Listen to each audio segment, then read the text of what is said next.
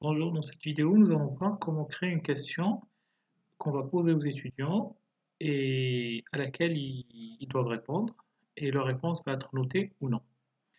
Donc nous allons dans notre module, dans mon cas par exemple cycle 1. Ensuite je vais aller ici, créer une question.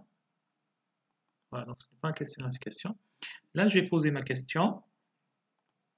Je vais prendre une question qui est déjà prête, par exemple, quelle est l'heure suivie par 3C?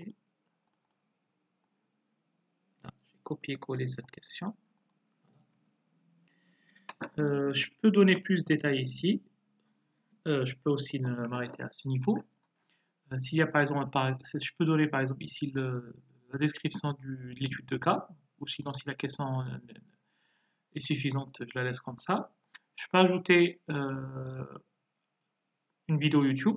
Si par exemple la question, pour répondre à la question, les étudiants doivent regarder une vidéo particulière, etc. Ensuite, je choisis est-ce que la question elle aura comme réponse une réponse courte ou est-ce qu'elle aura quelque chose à choix multiple? Très bien, moi ils vont répondre par paragraphe, donc je vais laisser réponse courte. Je spécifie, je peux poser la question juste à un groupe particulier ou à plusieurs groupes ou à plusieurs sections. Voilà, ou à toute la promo. Dans mon cas, en fait, c'est une question qui est spécifique au groupe 1. Je peux aussi poser la question juste à des personnes particulières. Dans mon groupe, je n'ai que 2 étudiants, donc voilà, je peux préciser est-ce que ça va concerner tout le monde ou juste quelques personnes particulières. Et puis, si c'est noté, la question, je vais mettre par exemple, là, ça va être sur 2 points. Voilà. Si ce n'est pas noté, c'est juste pour créer un débat, je fais pas de note. Voilà. Ensuite, je mets la date limite pour répondre à la question. Là, par exemple, c'est pour 3 jours, minuit. Le thème, je choisis le thème dans lequel cette question va apparaître. Donc les thèmes, on les a déjà vus. C'est peut-être par exemple un chapitre ou une semaine. Ensuite, ce qui est intéressant, c'est qu'en fait, on peut créer un débat. Si on coche cette case, les élèves peuvent répondre aux autres élèves. Et là, si on veut que les élèves puissent modifier la réponse. Donc évidemment, si c'est noté, les élèves ne peuvent pas répondre aux autres élèves. Si on veut qu'il y ait un débat qui soit noté, et les élèves ne peuvent pas modifier leur note. Ensuite, je publie la question. Voilà. C'est fait. Donc, maintenant, en fait, je vais aller vers la page de l'étudiant. On va voir qu'est-ce qui va se passer. Voilà. Donc, c'est pas ça. Donc, voilà. Oui, c'est ça. Ça, c'est le premier étudiant. Donc, je vais rafraîchir. Voilà. Il va recevoir également par mail l'information qu'en fait, l'enseignant a posé une nouvelle question. Et dans les travaux à faire, upcoming, il aura cette question. En vérité, en fait, tout ce que vous allez affecter aux étudiants, il va apparaître ici, à gauche, les choses à faire, upcoming. Donc l'étudiant, il va cliquer sur votre travail à faire. Il va taper sa réponse ici. Donc, la démarche suivie par CAC, va d'abord faire Y, ensuite faire ceci, faire HI, etc. Je fais n'importe quoi. Hand in. Voilà. Se faire poster. Ensuite, on va prendre le deuxième étudiant. C'est pas ça, c'est celui-là.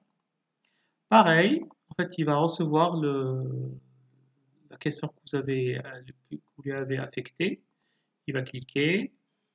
Donc là, il va dire aussi, je sais pas, c'est faire ceci, la démarche, voilà. Voilà, il va envoyer sa réponse. Et puis, vu que on a autorisé que le fait que les étudiants puissent voir les réponses des autres, il va aller ici. Et là, en fait, il peut répondre ou commenter ce qui a été proposé par notre groupe ou une autre étudiante, ou un autre étudiant plutôt. Ok. c'est vrai, etc. Okay. Donc ça permet de créer un vrai débat entre les étudiants autour d'une question donnée. En plus, c'est très bien structuré. Là, l'étudiant, par contre, il ne peut pas modifier sa réponse. Attendez, je ne sais pas si on a autorisé ça. Non, il peut juste la supprimer. Voilà, voilà. Sauf que ce n'est pas fini, parce que je pense qu'on avait dit que ça va être noté. Je ne me rappelle plus. Sinon, moi de l'autre côté, en fait, on me dit que voilà, il y a deux réponses pour le moment. Il n'y a aucune réponse manquante. J'affiche la question. Il dit que telle personne a remis, telle personne a remis également. Et je peux voir leur réponse. Okay. Et je peux également, moi en tant qu'enseignant, le répondre. C'est vrai, mais il fallait ajouter ceci. Exemple. Et envoyer. OK. Très bien. Et là, on voit que ce n'était pas noté. Dans le cas où c'est noté, qu'est-ce qui se passe? Je vais revenir ici. Je vais essayer d'éditer, modifier. Et là, je mets par exemple c'est noté sur 5. OK. Enregistrer. Est-ce que voulez-vous mettre vraiment le barème? Parce qu'au début, j'ai dit aux étudiants que ce n'était pas noté et maintenant c'est noté. Voilà, c'est OK, pourquoi pas. C'est juste pour la vidéo. Et là, quand je vais aux réponses des élèves, là, il me permet de donner une note à chaque élève. Voilà, là, par exemple, c'est 3 sur 5. Celui-là, c'est A. OK. Ça a été enregistré. Et si je clique sur rendre les notes, ben, les étudiants ils vont recevoir sur l'application, sur leur mail, mais également sur Classroom, la note. Voilà, renvoyer le travail des étudiants, on rentre. Okay. On va en cours, ça a été rendu. Donc, si on va maintenant à l'étudiant, normalement, voilà, on lui affiche sa note pour cette question particulière. Voilà, voilà. Il est également en fait possible de créer en fait une question, pareil. Vous voyez là, en fait, il me fait une synthèse. Pas quelle démarche suivie par CSC pour le travail à faire. Donc, il y a 0 travail manquant, puis 2 qui ont été notés. Je peux créer aussi une question toujours. Mais là, par exemple, quelle est la capitale du Japon? Non, de la Corée. La Corée du Sud. Il a choisi choix multiple. Donc, première réponse, Séoul, Tokyo, Alger. Voilà, ça va être noté sur 3 points. Okay. Tous les élèves, pas un groupe particulier, la date limite. C'est toujours bien de choisir une date limite. Ça peut avoir le résumé des cours. On va voir ça aussi. Et je publie la question. D'accord?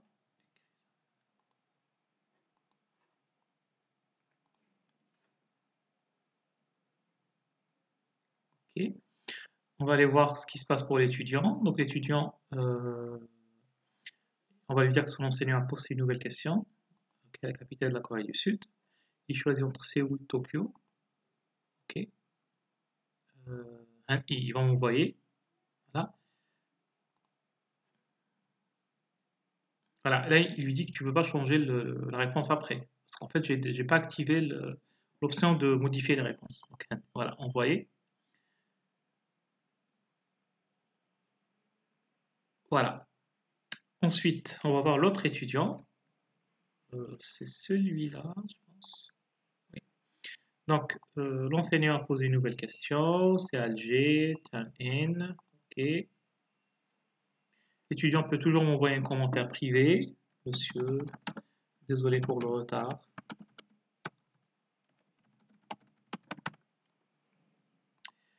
OK.